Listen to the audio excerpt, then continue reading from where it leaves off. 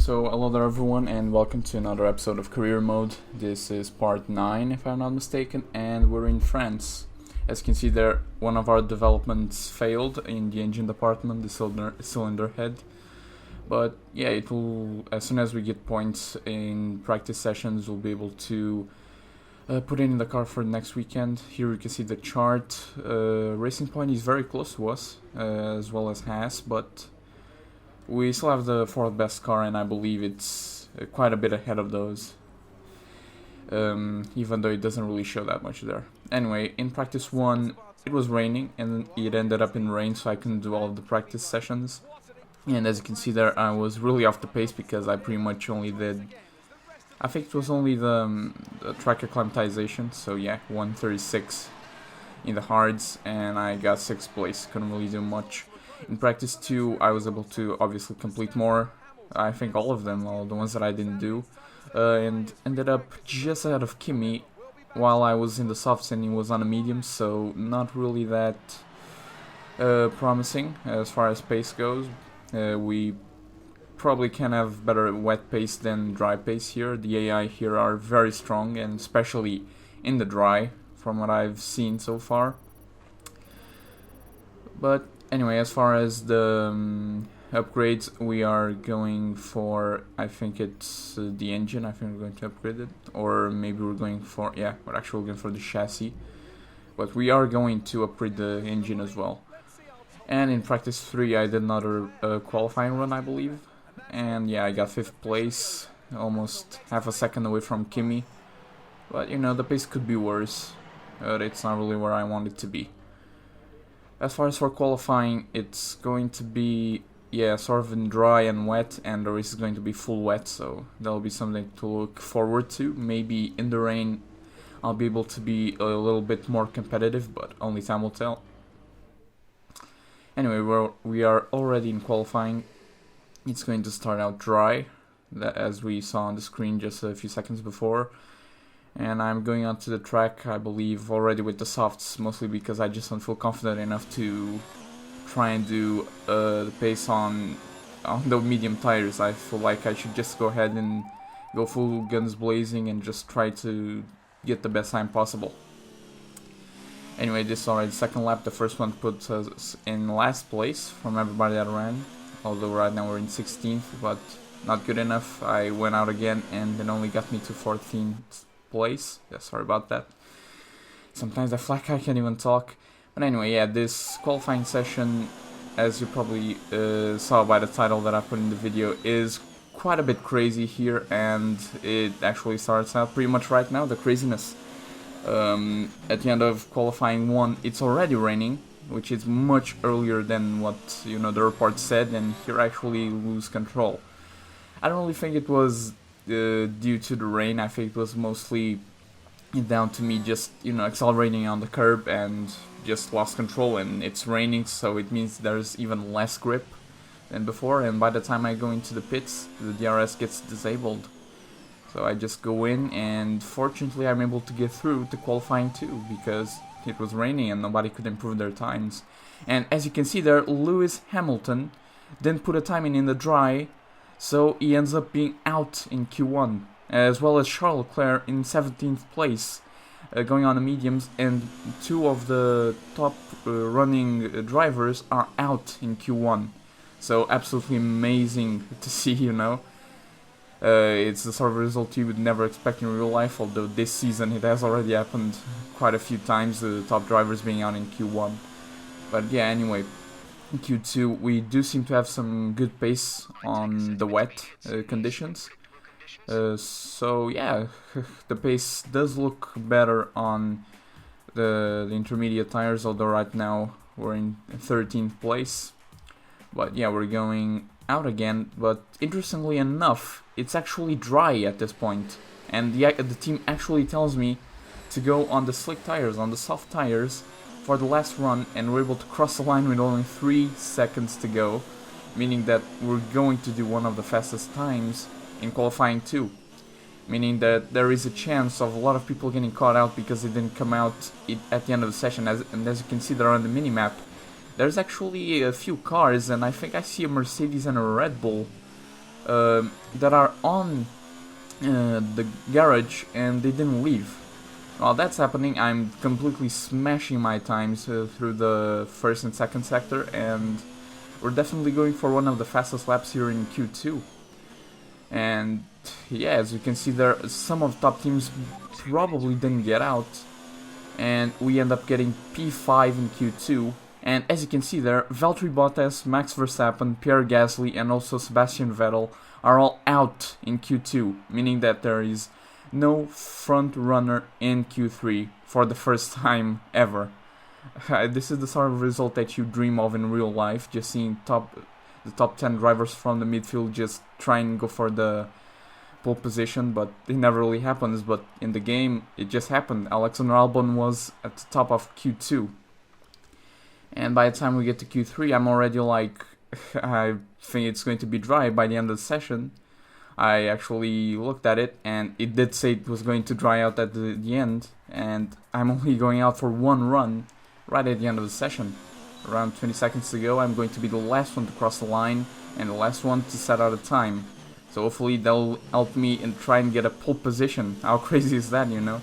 We're only in round 8 in the championship, and we are already fighting for a pole position, although it is in quite an interesting condition, in quite an interesting session here.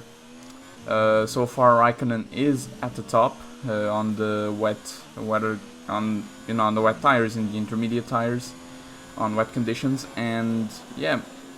So far, our first sector was okay. I think this was actually one of the best ones. I'm not sure if it was purple or not.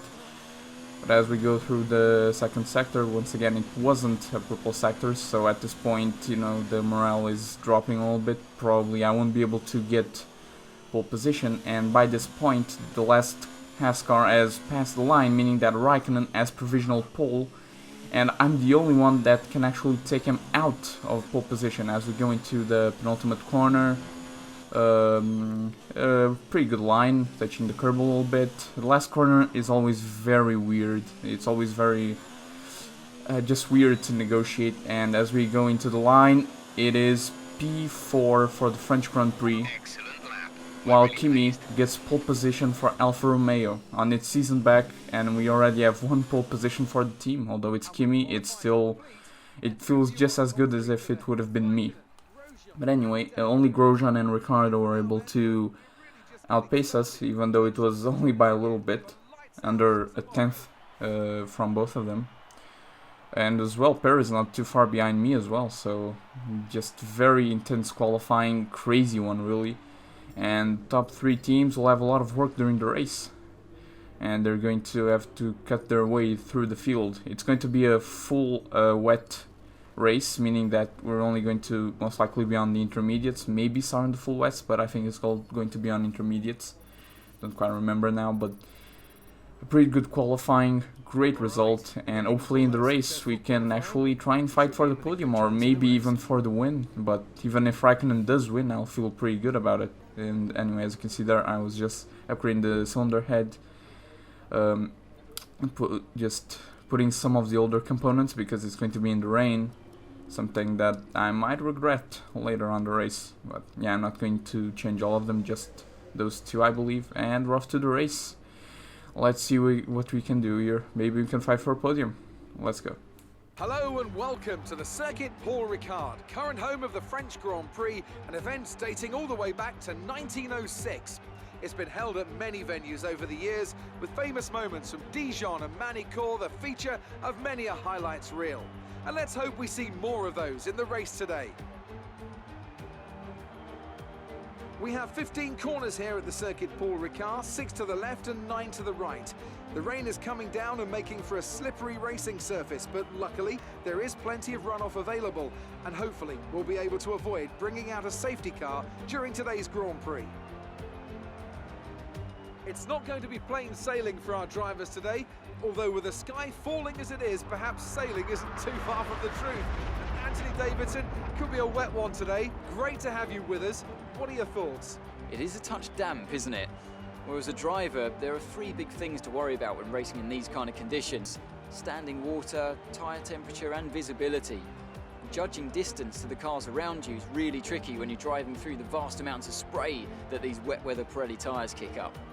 It's time to see how our drivers are stacking up after yesterday's exciting qualifying session. Kimi Räikkönen starts today from pole position with Roman Grosjean alongside. Moving on to the rest of the grid, we have Ricciardo, Oldtimer, Sergio Perez and Butler, Norris, Sainz, Magnussen and Alexander Albon, Stroll, Bottas, Max Verstappen and Gasly, Vettel, Weber, Charles Leclerc and Nico Hülkenberg. Russell and Lewis Hamilton rounds off the grid. And now it's time to head down to the track.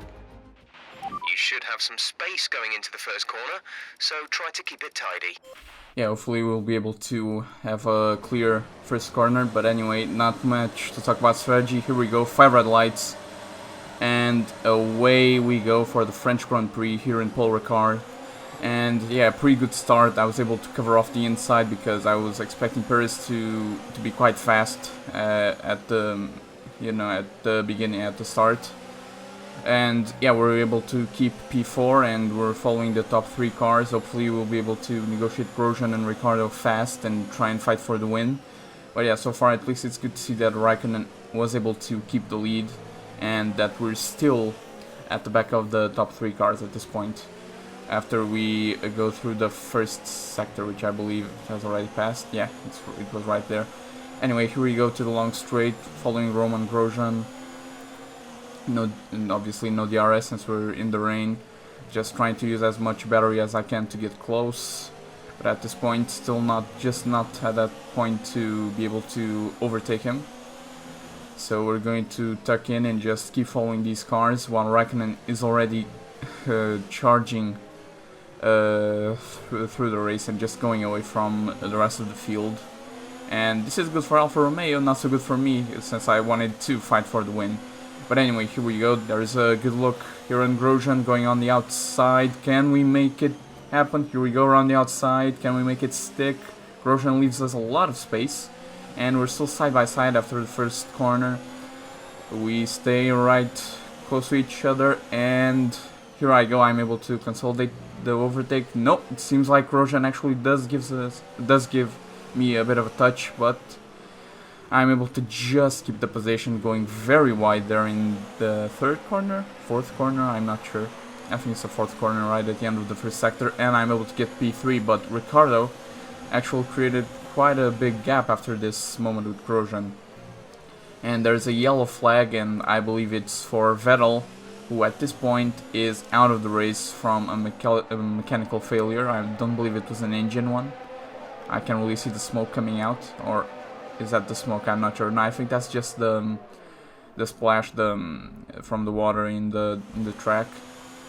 And he's out of the race. And we're down to 19 runners, and one of the front runners is out. Gap to teammate ahead is 5.2 seconds.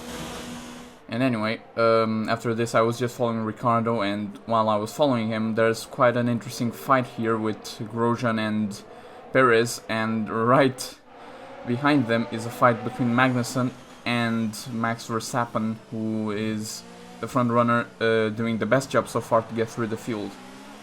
But anyway, lap 5, we're behind Ricciardo, but we didn't get an awful exit out of that corner, and we're able to go straight behind him, and there's still a bit of a touch, but we're able to get through to P2. We now have a 1-2 for Alfa Romeo. As you can see, there's a little bit of a touch with the tires. Hopefully no damage for either of us, so we're able to keep on with both of our races. And check your MFD for a new strategy option.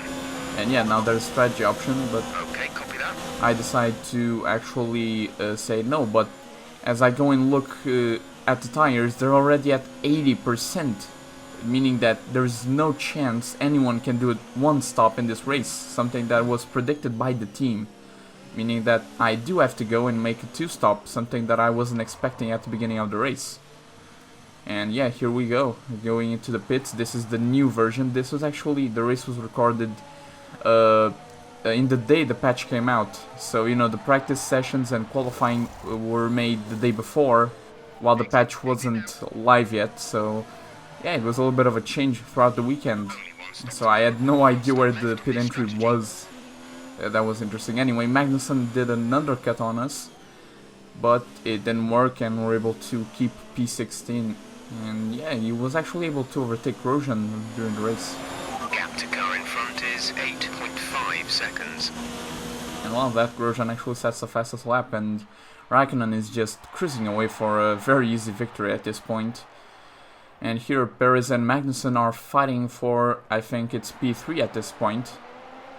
And yeah, Perez actually loses the position, but it ends up getting it back and then has to fight with Max Verstappen, but Verstappen also gets him, but this time he won't be able to get it back. Verstappen is now charging towards me, and he wants the position. Anyway, this is Valtteri Bottas and Charles Leclerc trying to overtake Roman Grosjean, I believe. No, this is actually already Magnussen. They're already overtaking Grosjean, and now I'm under pressure from Verstappen. By the end of the second stint, this is already the end of the second stint, nothing really happened. I was just cruising away. They were fighting a lot behind me, so I was able to just chill out in P2, but at this point Verstappen started to close the gap massively and really put me under pressure. And while that's happening, Kimi Raikkonen is almost 18 seconds ahead of me, so his win is pretty much guaranteed at this point.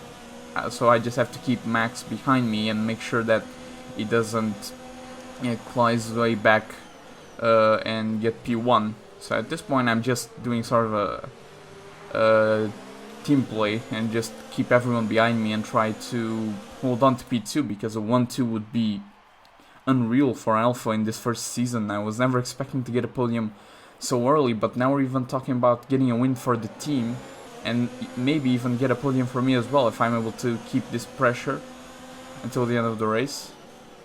Or keep the pressure behind me, at least.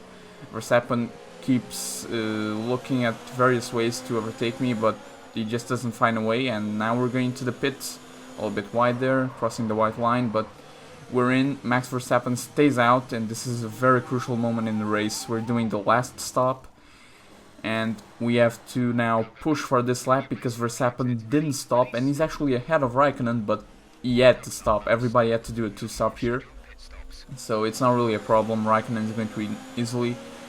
And now Magnussen was able to once again do an undercut, and it worked on everyone but me once again. So Magnussen jumps Perez, and now Magnussen is still holding the position, and Max Verstappen actually comes ahead of me, and P2 at this point is pretty much lost. And then suddenly Magnussen. VSC deployed. The virtual safety car has been deployed. We need to keep a positive delta here. Slow down, maintain a positive delta. Okay, some information on Magnussen. It looks like the problem is terminal. They're retiring the car.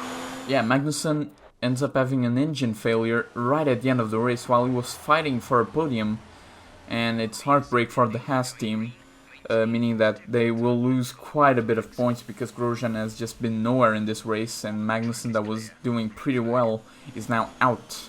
So pretty sad news for them, but for me it's one last person to put me under pressure. But to be honest, he was probably the weakest of them putting pressure on me, because, you know, Perez, Leclerc and Bottas, they all have much stronger engines, and on the straights they really put me under pressure.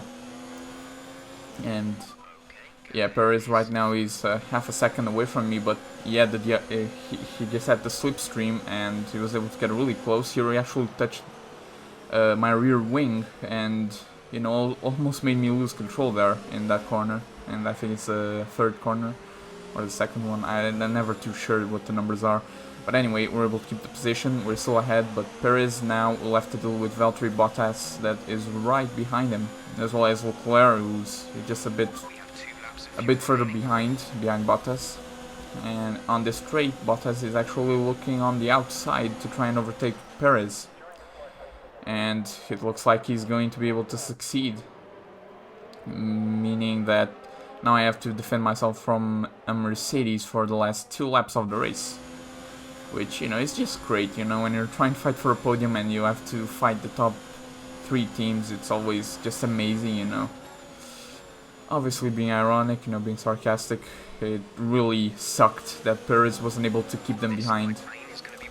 And now I had to really push my defensive moves on Bottas. I had to just push it to the limit. Probably going a little bit over the limit on my defensive moves on these last 2 laps, but I was able to just keep Bottas behind here, and then on the straights he just had almost nothing against me because I was able to actually save a lot of battery and just enough fuel to be able to keep him behind on these long straights and just cruise home. And from here I was able to keep the position, and while that, Kimi Raikkonen wins the race and Alfa Romeo gets its first win on its comeback. And I just have to keep P3 to get a double podium for the team. And seems like I'm going to be able to do it here. I actually accelerated just a bit too early, but fortunately it didn't make me lose anything, and it means that we're going to get a podium on only the 8th race of the season. Good job, you did really well. Super driving.